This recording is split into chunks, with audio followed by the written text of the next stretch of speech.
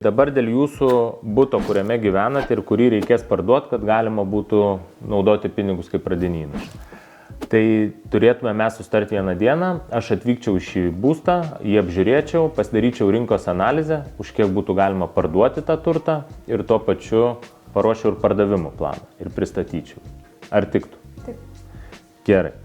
Tai dabar dar preliminariai, kaip ir pirmojo susitikimo metu, norėčiau pasižymėti tam tikras gaires, kokio būsto jūs ieškote. Kelių kambarių tai turėtų būti, tai namas, butas, kotedžas. Ieškome namo, norėtume 4 kambarių. Namo 4 kambarių, 1 aukšto, 2 aukštų? 1 aukšto. Gerai. Kokiuose rajonuose ieškot? Ieškom Romainiuose ir Vitėnuose. Romainiai ir Vitėnai.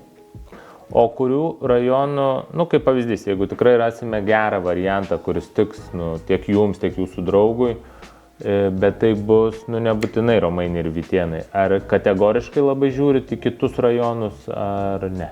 Mums jie patogiausi yra dėl darbo, kadangi jie yra arti, bet tikrai nenorėtume gyventi Fredoje arba Aleksote. Ok, visai kitoje miesto pusėje. Gerai. Tai rajonai, gal daugiau miestų. Tai Šilainiai jums irgi tiktų? Taip. Gerai.